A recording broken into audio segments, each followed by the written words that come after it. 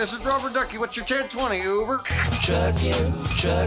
We got our convoy, over. This is The saga continues. The saga continues, and I'm actually kind of concerned about where it's headed.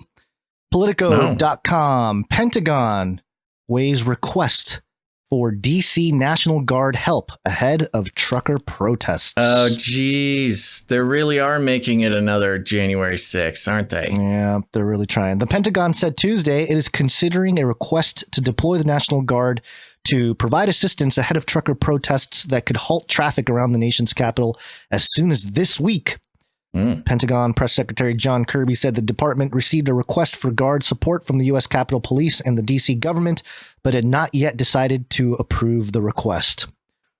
Oh, man, I can already hear Biden fans like, see, at least Biden Well, did the National Guard before the thing. Well, of course, that being one of the biggest criticisms of January 6th was the whole the whole shenanigans about the National Guard not getting involved in time or whatever.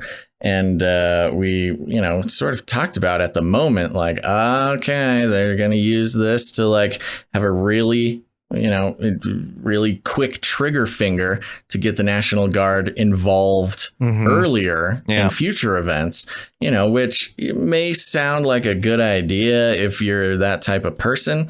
But again, you're talking about turning the U.S. military against U.S. citizens, which is like just so twisted. The full quote here in Kirby's statement, those agencies have asked for National Guard personnel to provide support at traffic control points in and around the district to help the USCP and DC government address potential challenges stemming from possible disruptions at key traffic arteries. Okay. Potential challenges. Yeah. Okay. That's hilarious. Yeah. It's like, oh, no. We don't want the National Guard for their military capabilities. We want the National Guard for their traffic guiding abilities. Yeah. No decision. We need some more traffic cones. Right. Yeah. We need the guy with the big Mickey hands telling you where to go. National Guard. No decisions have been made yet to approve these such requests. A deep cut, Gonz. Anybody who's not in Southern California may not fully understand, but that's what they do at Disneyland. They wear these giant white gloves. They did that at our church, Basil. You don't remember the church? They did do it at our church. we went to a fairly decently sized church, and there was always that guy or a series of people out there with the big Mickey hands telling people where to go, directing traffic. The thing. Yeah. The volunteers who directed traffic, because I want to volunteer for church. Here are Mickey hands. Here's some Mickey hands. Stand in front of cars. Here's a whistle. Go out there and dance and tell the churchgoers where to park, because we want to be like Disneyland. Oh, there were so many wrong things at that church. Okay, let's move on. No decisions have been made yet to approve these requests, Kirby added. Several trucker convoy protesting coronavirus restrictions are slated to begin arriving in the DC area this week and continue into early March. The protests come after truckers in Canada occupied the capital city of Ottawa for 3 weeks to oppose vaccine mandates, which ended in widespread arrests and towing by police. The Pentagon statement did not specify the number of Guard troops that had been requested. Deployments of the DC National Guard fall under the Pentagon leadership, which late last year streamlined the activation process following a review ordered by Defense Secretary Lloyd Austin. The change allows Austin to directly approve urgent DC Guard deployments along with mobilizations that would involve participating with civilian law enforcement. The move came nearly a year after the January 6th insurrection, which saw the Pentagon criticized for the timing of deploying the DC Guard to the Capitol. Yeah. Well, that's kind of that's what we've been talking about when it comes to the powers that they take in an emergency and never giving them up, just making them standard. And that's, the January 6th has now become justification to be able to more readily and with less, some might say bureaucratic red tape. Others might say, somebody could just get the National Guard deployed in any old situation. There should be more obstacles to deploying the military against U.S. citizens, not less. Yeah. And on that note, you have more? Let me just say this before we get into the next thing, because the one thing that I am concerned about with this whole DC thing is if we're following the pattern here, there's a big economic, the great reset of the infrastructure of the economy here, and Trudeau shutting down the bank accounts of the protesters and the people who contributed to the Ottawa protest. Mm-hmm.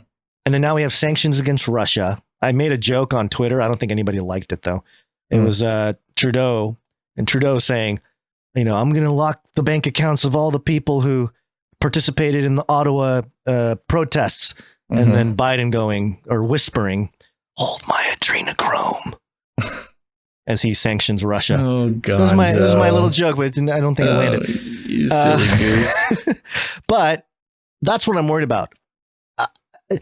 We've already seen people get locked out of bank accounts. It hasn't been very public because it's like Gab. It's the My Pillow guy in Canada or in the US? No, in the US, like Americans getting shut out of their bank accounts. It's happened kind of on the fringes. The My Pillow guy talked about it. Mm-hmm. Gab. There's a few others. I forget all the names. I don't have it in front of me, but certainly a select few people have had that happen to them. Mm-hmm. And so this would bring that part of the problem of government power right into the forefront of that, people being able to shut down accounts. And given the economy, where it's at now and all the things the Fed's about to do, I don't know. It just doesn't seem like it's going to be a good thing. So. Right. And one part of that is as they have deployed this tactic in Canada, we had, did we play the clip on the show of the deputy prime minister coming out and saying, yep, we're going to make this ability to freeze people's bank accounts and online accounts permanent. There's no longer a emergency, ability. This is just going to be a regular part of life now, Canadians. Sorry. Speaking of which, over here at thestar.com, the headline, RCMP working to unfreeze protesters' bank accounts, Ottawa says. The federal government says the RCMP are working with financial institutions to unfreeze bank accounts locked by emergency orders that targeted people who organized, participated in, or donated to the so-called Freedom Convoy blockades. That so-called has really caught on. So-called, yeah. Isabelle Jacques, assistant deputy Minister of Finance, told a Commons Standing Committee Tuesday that the RCMP began sharing information related to the end of unlawful blockades with banks and that's funny. They put unlawful in quotes as if as a news organization that they can't lie. They can't legally say that they broke the law or something. With banks and financial institutions as of Monday, that should lead to affected accounts being unfrozen. However, Jackie said some bank account holders may still be subject to other court orders freezing their assets. The province of Ontario won an order on February 10th that froze the distribution of funds raised through the American online funding platform Give, Send, Go. And on February 17th, a group of Ottawa citizens, businesses, and employees who are suing key organizers of the so-called Freedom Convoy 2022 won a sweeping order to preserve their ability to recover damages. On Tuesday, Judge Callum MacLeod of the Ontario Superior Court of Justice released reasons for his ruling, saying it concerns the, quote, private right to sue and not the steps taken by police or government authorities. Quote, even if the defendants are ultimately found to be lawfully exercising constitutional rights of protest and dissent, it does not follow that in the exercise of those rights, they do not have responsibilities to their fellow citizens, said the judge. That's a weird precedent to set. You can just sue protesters for inconveniencing your life for a couple of weeks.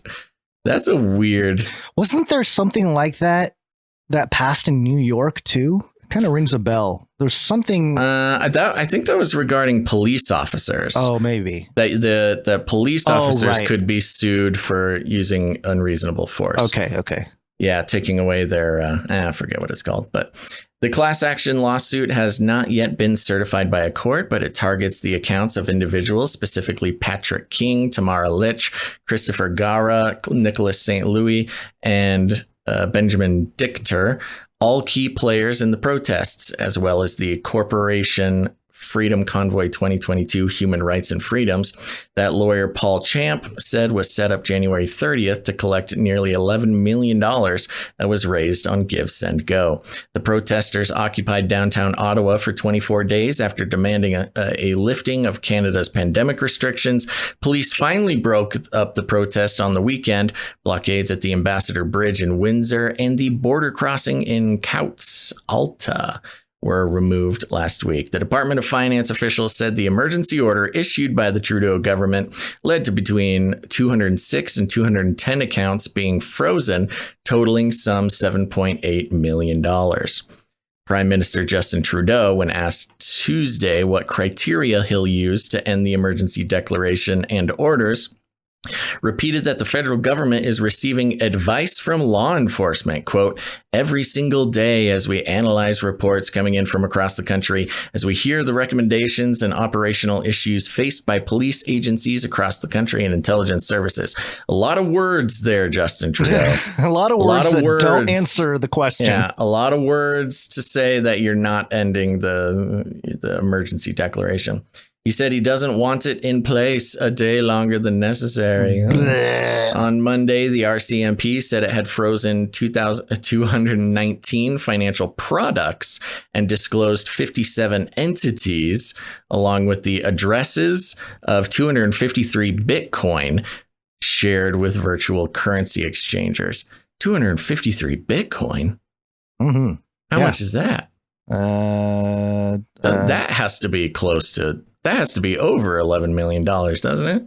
Oh, it's more than that. I thought it was. Let me do so some what math. Is this? What does this Bitcoin have to do? Oh, this is not related to the protest. That's about $10 million. Yeah. Okay. At right now's price.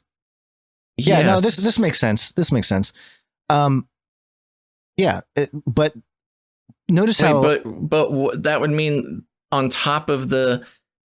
$11 million, there's an extra 10 million Bitcoin. Either that or they quickly swapped a lot of that money into Bitcoin. I don't know. I don't know, man. It's possible that they got much more in Bitcoin because this thing was huge. No, I don't think so. You don't think so? I don't think so. I don't think that they doubled their money in Bitcoin. On Monday, the RCMP said it had frozen 219 financial products and disclosed 57 entities, along with the addresses of 253 Bitcoin shared with virtual currency exchangers and the proactive freezing of the account of a payment processor for a value of $3.8 million by a financial institution. The Mounties said it provided a list to financial institutions that included individuals who were influencers in the illegal protest in Ottawa and owners and or drivers of vehicles who did not want to leave the area impacted by the protest. Okay. So that's not just the money raised. That's what they froze of protests, people. Right. People that had Bitcoin, especially on exchanges. They froze that. Yeah. So their Coinbase accounts, see, you got to keep what's interesting about Bitcoin off the exchanges. Yeah.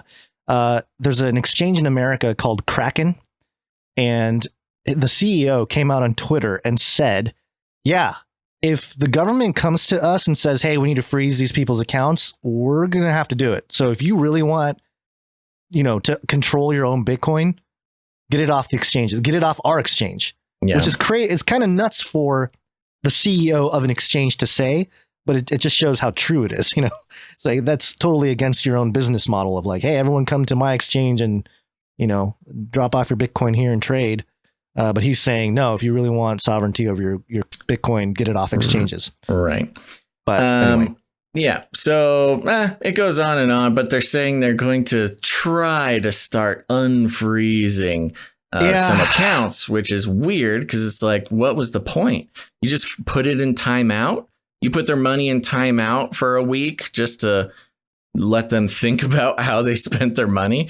It's just like, it's this weird parental obsession that governments have.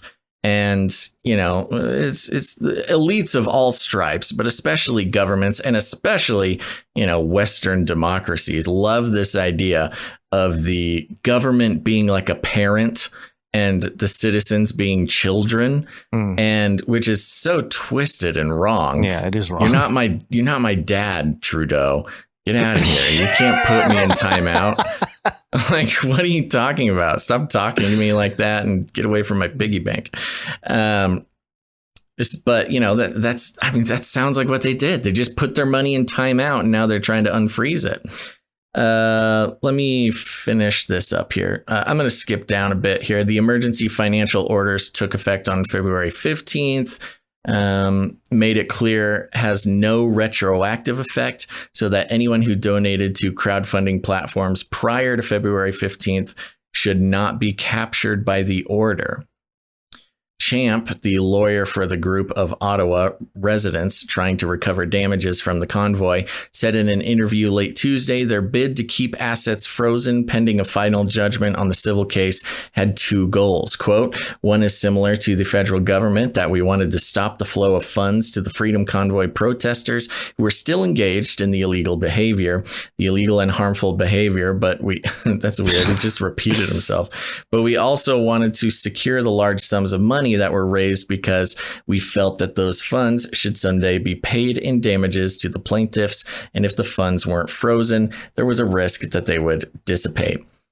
Yeah, it's really weird. They switch back and forth from talking about the money raised on the GoFundMe or whatever, or the Give Send Go, right? And the individual the money that they each had, or the individual holdings of individual protesters. They keep kind of switching back and forth between those two things in this article, and I am trying to figure out if they are trying to like freeze individuals' money to like keep it around to pay for the people who lived in Ottawa. It's just weird, man. What is going on in Canada?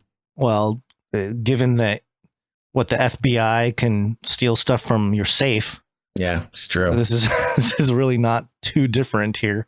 Yeah. But yeah, it is interesting. It's bringing awareness of how finicky our entire financial system is. And control, man. That conversation very much has to do with Revelation 13 and the Mark of the Beast, the infrastructure that will be. Yeah. But one real quick thing here, and this goes along with your little Trudeau comment there about how he's not your dad. And to the point of earlier, this is a clip of this is from 2016, and it's Klaus Schwab introducing Trudeau. To represent also a new open Canadian constituency, which always has been a very loyal and very much engaged constituency here at the Forum. Thank you very much. Shaking hands. Thank you, Professor Schwab, for your warm welcome. Professor. We are gathered here to contemplate. Nice read, bro. There you go. I don't think we need to play the rest of it. Oh, that was it? It's just a little flub. Little flub, little meeting with Klaus. We can hear the rest. That's fine. Whether we are in the stages of the fourth industrial revolution about to... He's really having problems. He's nervous. He's nervous. He's nervous in the presence of the king. Daddy Klaus, he wants to do good for Saint Klaus. I am in your presence.